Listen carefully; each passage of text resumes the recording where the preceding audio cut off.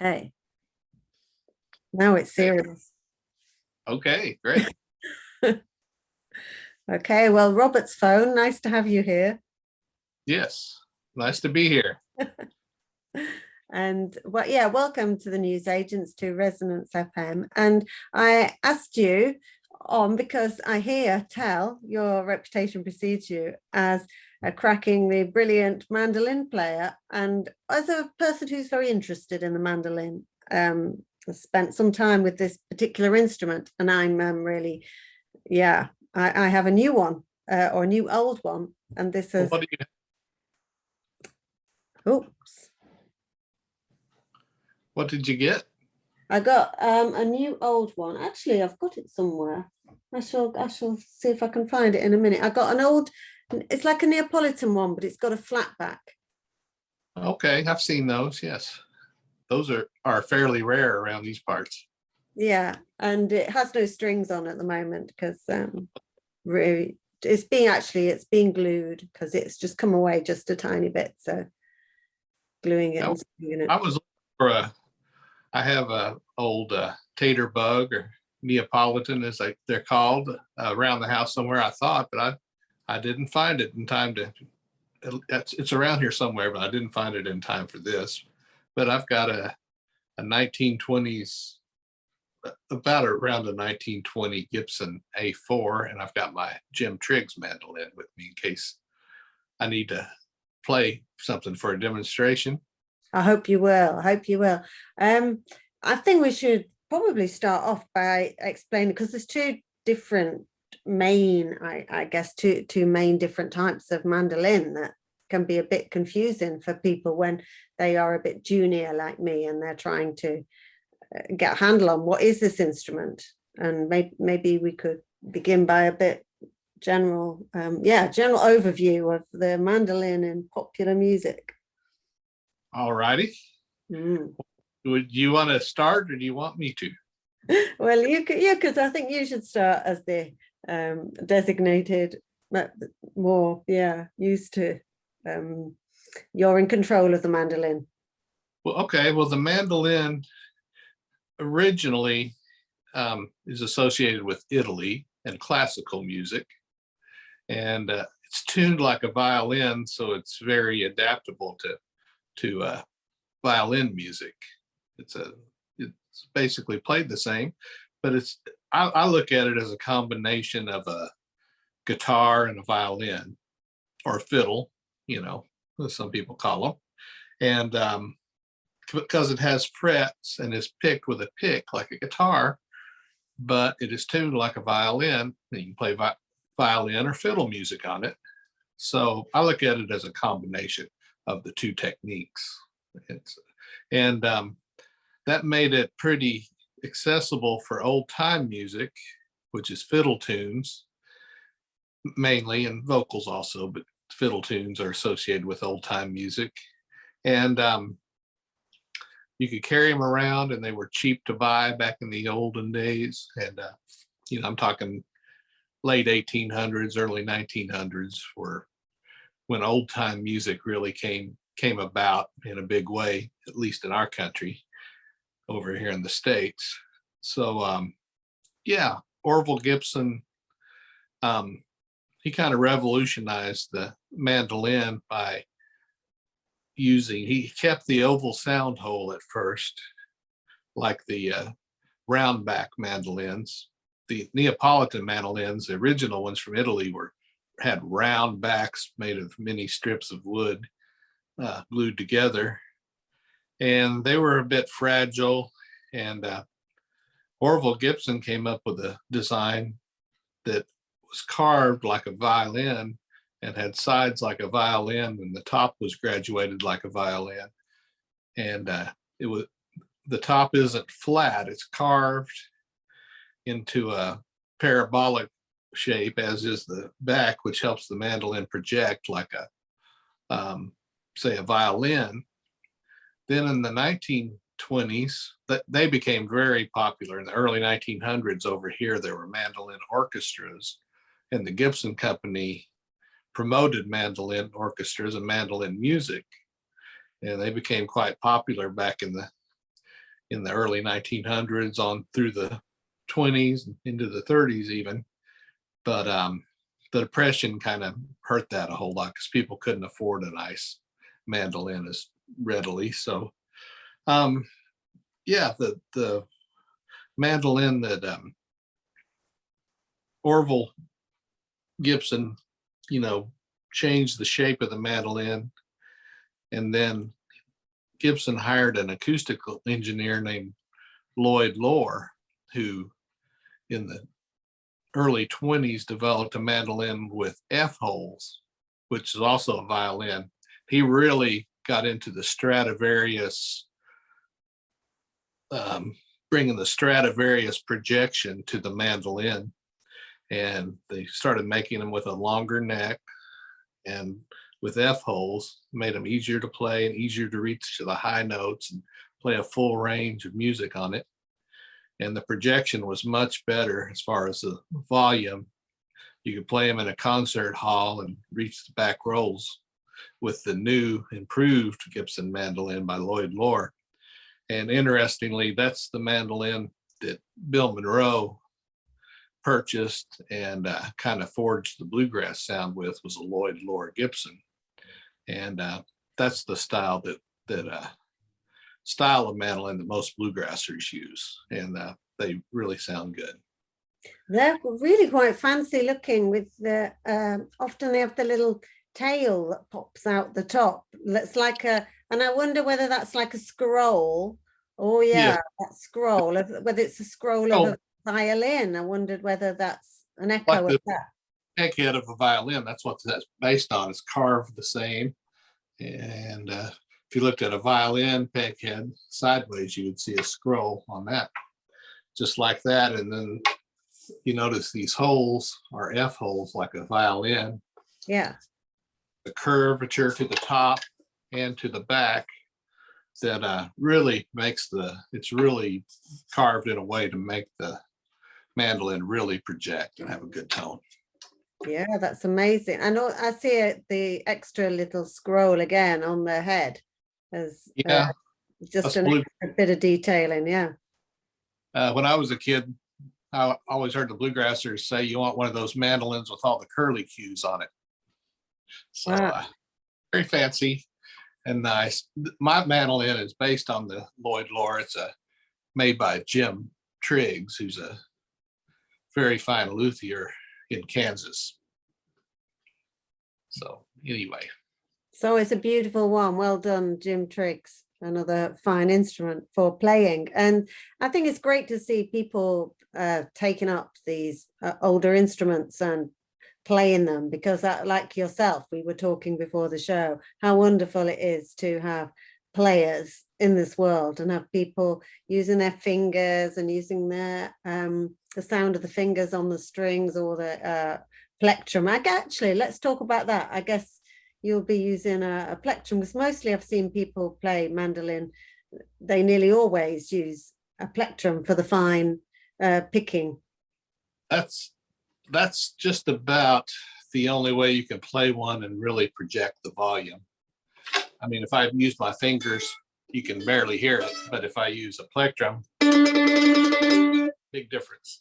Yeah, it's a massive difference. And I can really see, with it being the same tuning as violin, not only how it's suitable for the music, but how you can kind of emulate a type of violin thing. But then it is very hard, because it is like a violin is legato. You can play with the bow unless you're doing a pizzicato pluck, you're playing it with a bow. So you've got a long sound, a long held sound. And then the mandolin, of course, it's not got that. It's if you're playing it with the plectrum, that's where the tremolo part comes in.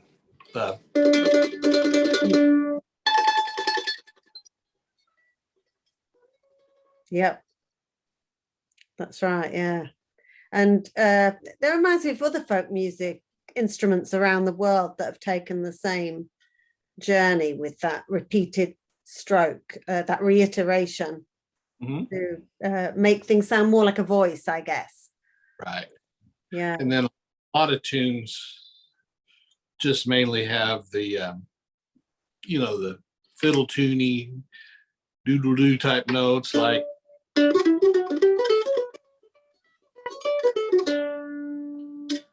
And the idea to get smooth on a mandolin is let the notes ring out until you hit the next one.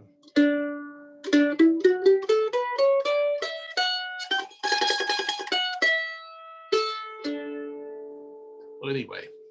Well, they sound very good. I mean, I think, well, I used to, don't so much now, but I used to play a lot of Irish music, and the mandolin has a home in Irish music, I guess. But mostly, again, it's emulating what normally is done on the violin, or more often is done on the violin, let's say. Not normal is probably a rubbish word for that. But yeah, a lot of fiddle tunes, and the mandolin sort of doubles up or goes in with the fiddle into that role.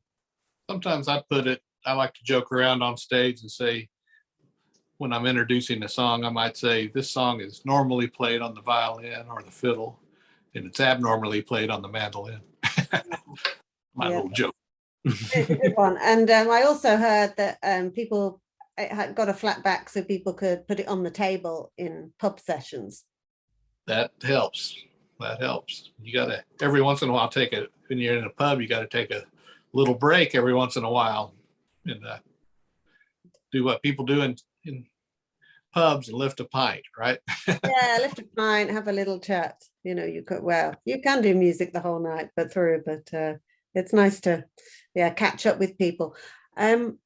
So yeah, let's talk about some of the music tunes let's talk about you and what you've played. What were your first things that you played? What do you play now? Anything like that, the journey. Well, I came into mandolin from the bluegrass. My dad played the bluegrass banjo, the 5-string, in the Earl Scruggs manner, and so did my brother.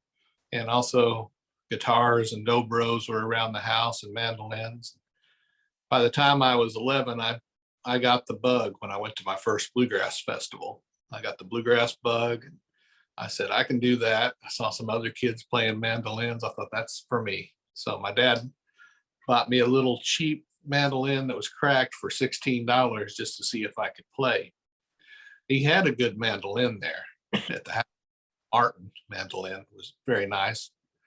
And he wanted me to play the cheap one at first, since I was 11. And he could tell I was picking up on it, listening to records and picking up tips from my brother, showed me a few things.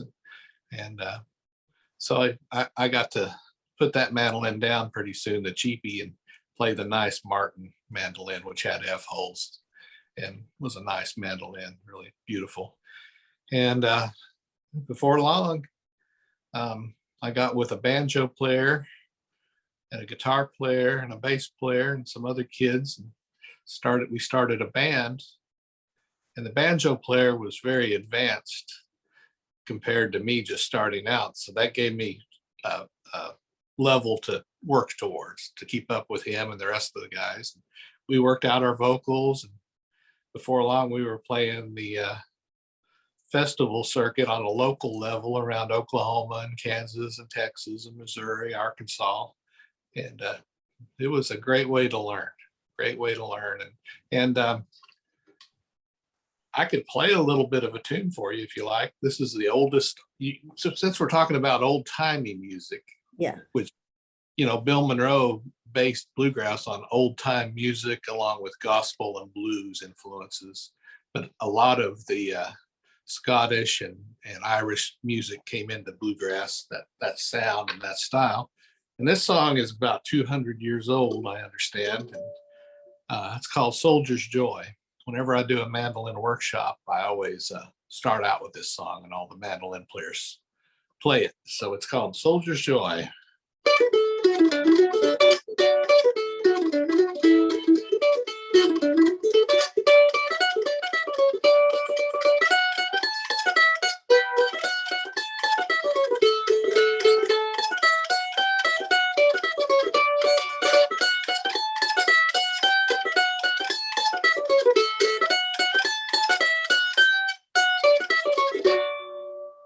Just a little bit of it there.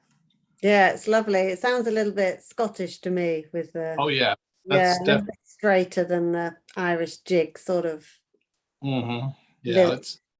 it's referred to as a hoedown or a breakdown. Very nice. And what did It you def- call yourself when you were younger and you had your band, your first band? oh, we were the Bluegrass Review. Right. And, Billy Perry, David Bonham, Mike Perry, and myself, and sometimes Jimmy Giles on fiddle. And later, when David dropped out, there was a kid in my neighborhood who joined in our group who was interested in some bluegrass.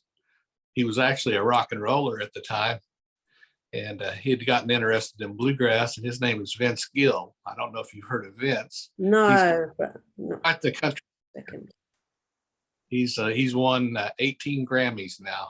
Wow, I should have to check him out. Yeah. So he picked up pretty quickly. Oh yeah, he picked up very quickly, no doubt. Yeah. I think you must have been quite serious young gentleman with a name like the Bluegrass Review. It sounds like you took your music seriously. Oh yes, we definitely did. We practiced twice a week, and we had groups like the Country Gentlemen out of Virginia. We bought all their records and copied them, and some other bands in bluegrass, along with Bill Monroe and Flat and Scruggs. And before long, we were opening shows for some of those bands, like Lester Flatt, who was from Flat and Scruggs, and Bill Monroe, the father of bluegrass. We opened the show for him a time or two. And we opened up the show for our heroes, the Country Gentlemen. So we came along pretty quick once we got going. Well, nothing more inspiring. We're actually going to see Marty Stewart and I guess Chris Scruggs. It will be playing when they come over to a place near us at the Delaware soon. So we're really looking forward to that. And I believe Marty Stewart started out as on the mandolin.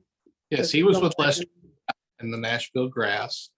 That was after Flat and Scruggs split up and had their separate bands. And Marty Stewart played mandolin at age 14. And I was along the same age, and we saw each other at shows. And he even, one time we were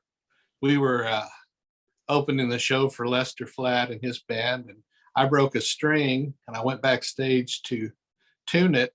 And Marty Stewart handed me his mandolin and said, "Here, go on out and play this, and I'll change your string for you."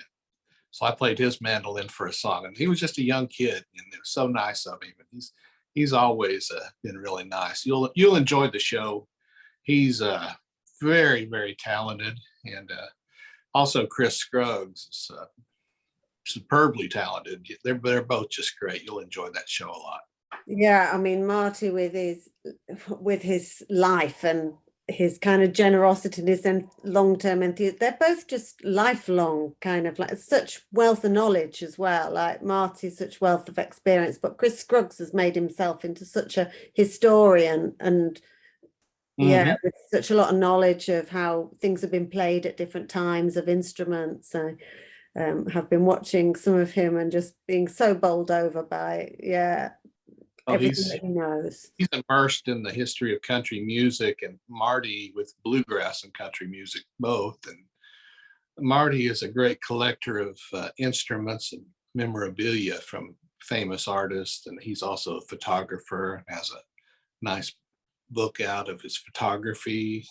He started when he was on the road with Lester Flatt taking pictures of the famous country stars, because they were on the Grand Ole Opry and they got to be around Johnny Cash and Bill Monroe. Of course, he's right there with Lester Flatt. He took so many great photos just by having his camera ready, and very great photographer. Excellent. I'll definitely check them out. I love photographers of things that aren't necessarily posed, that are people working. I mean, music in particular, backroom rather than on stage. I love those pictures, but also just generally photography of things that aren't arranged for the camera, but are maybe you've got a little special access because somebody's in the group where plans are being made or people are rehearsing or Yes, works happening, so people aren't so aware of the camera, but they're just getting down and being natural. But Yes, my David Bonham, the guitar player, we've remained friends over the years. Met when we were just kids and played music together, and we still get together and play music. When I'm in Oklahoma, we always get the group back together, and still at our age, we play music. And his sister Tina, she catches the best pictures at those jam sessions, and some of my favorite photos of myself are taken by Tina. She's very good at that candid shot you're talking about. Yeah, absolutely. I like it when people are engaged and they're in the zone and you see their face and you see that concentration. It seems to go so well with music because music is so much of it is about concentration and trying to be in a place and getting to that place collectively or solo. You It's a can have those magic, journeys, isn't it? Magical journeys. yeah, when you get into that zone and everybody's really honed in, and uh, the music hits a groove, as we call it, where everybody's just playing so well together, and it's just so easy and so natural, and it's almost a spiritual thing, I would say. Yeah. I want to talk a bit about the mandolin and its role because it tends to have the high register, like a soprano voice or something, because it is a small instrument and it sits on the top often, I guess, compared to, yeah, obviously a double bass, which is at the bottom. But it kind of seems to me that, I don't know if this is true, a little impression recently about the lead guitar and some of those high things that the lead guitar does sometimes that, yeah, that sound quite not piercing, but they're up there in the high register on the top of the guitar, and people are playing small little picking lines. And sometimes I think, that sounds like it could have come from the same sort of place that some mandolin solos come from. I don't know if you have any thoughts on that. It's just been something I've been thinking as I've been looking at the mandolin these past couple of weeks and thinking, yeah, lead guitar, some of the impressive little lead guitar lines that people love. And I think the mandolin is not a million miles away from this at times. Oh, it's definitely a lead instrument, but also a rhythm instrument. And in bluegrass music, it plays a percussive style of rhythm, like catching the backbeat. It's just a chop, basically. And but then the lead part in bluegrass is,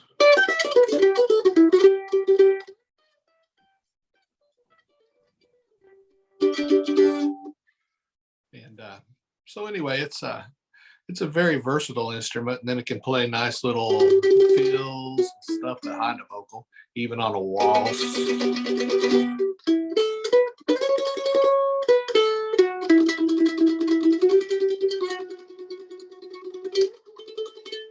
Something like that, it's a very versatile instrument if you look at it that way. Yeah, it And can sit in the ensemble as well, like you say, and then like, come out when it needs to come out. yes, it sits on top, like you say, the high frequency. Then you got the guitar playing the steady rhythm in the mid range and sometimes lead, and then the banjo keeping that roll going, and the bass playing the steady beat. It's just on the low frequencies. It just works so well together. A lot of the old time bands, of course, didn't have an upright bass. When you talk about old time mandolin music stuff before bluegrass, there wouldn't really usually be a bass because a bass is there weren't electric basses, of course, back then. Everything was acoustic, and an upright, they're just too cumbersome to carry around back in those days before you could throw them in a back of a truck or a van or a car, try to squeeze them into a car. But you wouldn't hear the upright bass until bluegrass came along in the 40s. Yeah.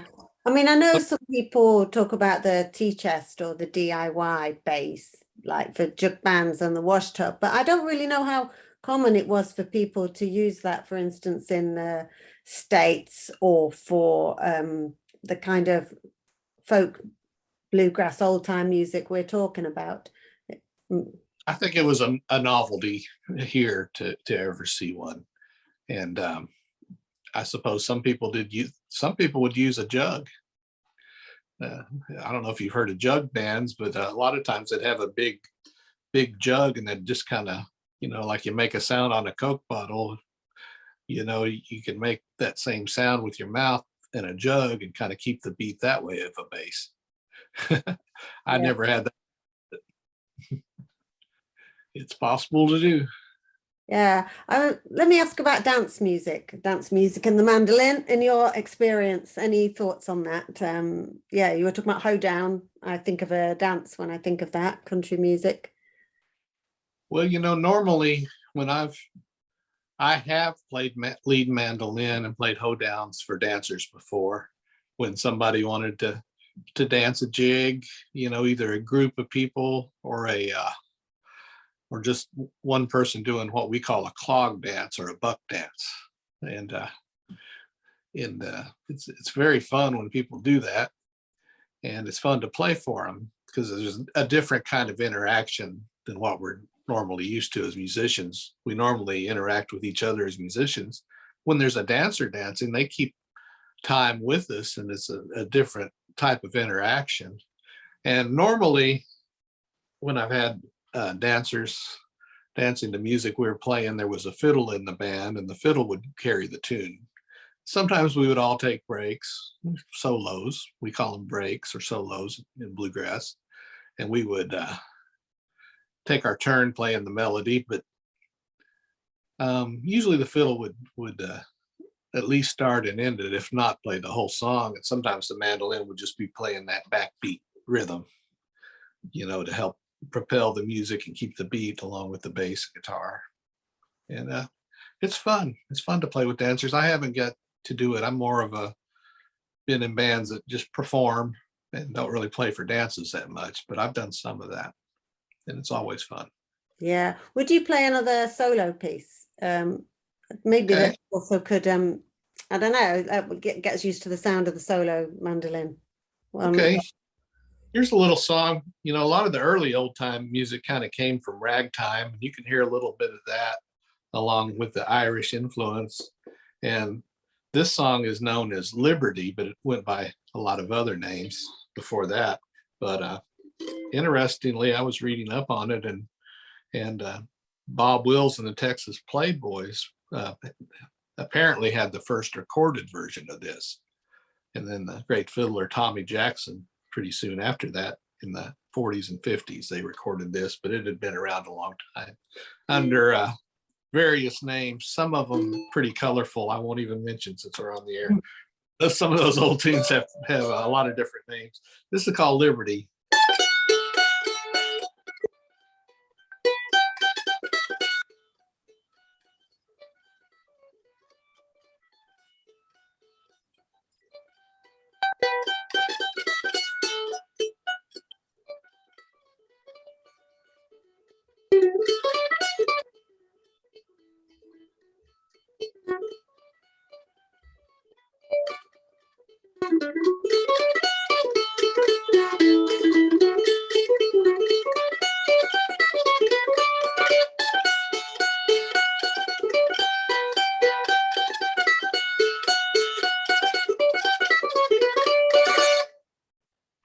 That has that high sound you were talking about. It really rings. It's really taken me back to my Irish fiddling days. Oh, you can definitely tell that's the Americanized version, but that's definitely got the Irish roots, no doubt. I think so. And the relationship is there anyway. They're certainly great friends. I can give you a quick example. Let's see if I can remember these songs. Red-haired boy. One, by the way, stuck in the front of the neck of the. Have you? Is that just the design on the thing, or is that a plectrum in the head? Yeah, extra pick up there. Yeah, doesn't affect the sound. It's not a problem. No, it doesn't affect it. Yeah, I mean, it could affect the tuning, but you tune with it in there, and it's stays in tune. That never comes out of there. That pick just stays there. The brown one, it's a blue chip pick, and then the one I have gone back to using is the Jim Dunlop, which is a kind of a pink pick. I've used these for 40 years now, ever All since they right. came. What Really, number is that then? this is a point 96. Right, for the real nerds out there. Got the little turtle on. I like these. This is they call it the Delrin 500. They're smooth. They're not grabby like the Tortex. These are very close to the tortoise shell, but a little bit of a warmer, smoother sound. They're not quite as tinny. And I've just always loved these. I always go back to them. And interestingly, for any mandolin players that are out there, I learned this from a jazz guitar player who also was interested in bluegrass. I use the rounded edge of the I was teardrop. going to ask about that. Are you a round edge guy? I use the edge. I feel like I get a less tinny tone.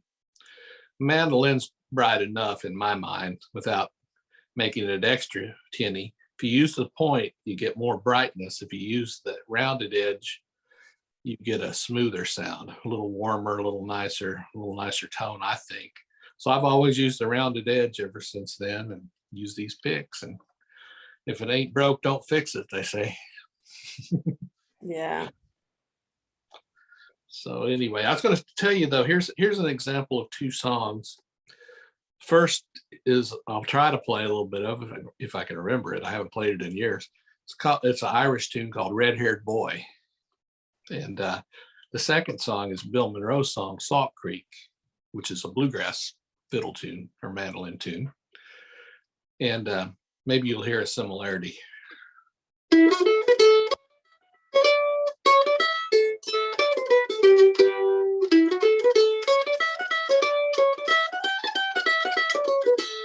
That's vaguely red-haired boy then.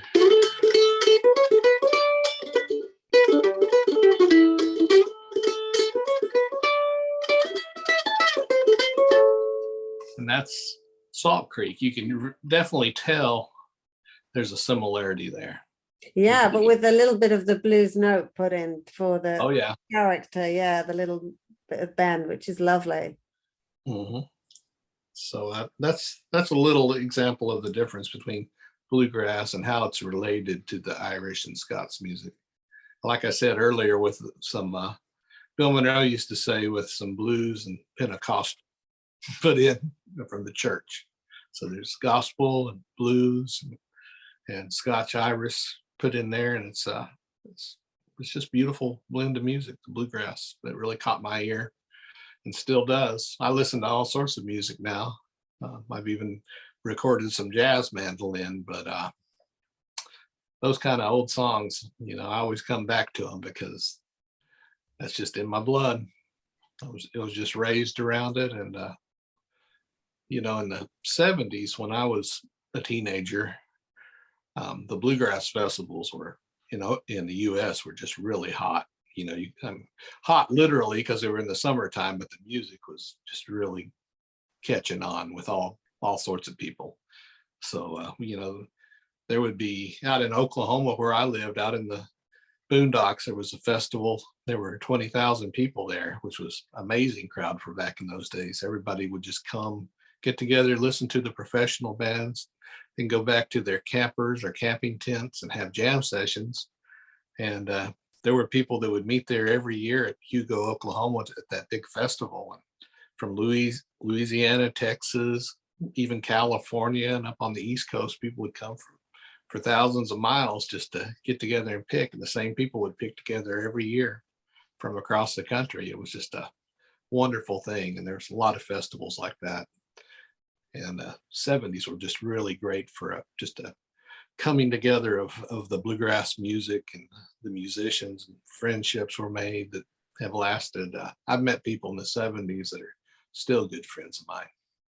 And unfortunately, I'm getting to the age where I'm starting to lose a lot of them. But, it's just been great, a great part of my life. Yeah, life lived together with music. I think it is something we come into and share with people. It is such a way of touching each other without having to, I don't know, all the other social things that happen. You can sort of feel this togetherness, this contact, but without actually, yeah, some of the more slightly annoying or difficult ways in which people socially interact. I mean, I'm quite awkward in some ways, but with music, you don't feel awkward if you enjoy it and you let it in. That's exactly right. You know, when I was growing up, I was painfully shy. I was very bashful, and music kind of gave me my voice. And when I get up on stage, I could step up to a microphone and you know, the first time or two I went on stage, my knees were knocking and I was nervous, but I got very at ease speaking over a microphone and emceeing a band and fronting a band, and then meeting people after the shows. And it's going to go in a minute. We're going to be cut off. okay, So just we've probably got enough, so we could just yeah, you can edit. and we can talk later on Facebook or something. Shit, I'm not allowed to say that. Oh, yeah. Like that. I only say that because I've got to talk to someone else in a minute about Latvian music, because we're doing a show in advance, because it's the Latvian Summer Festival coming up and we have to record it early. So Okay, I said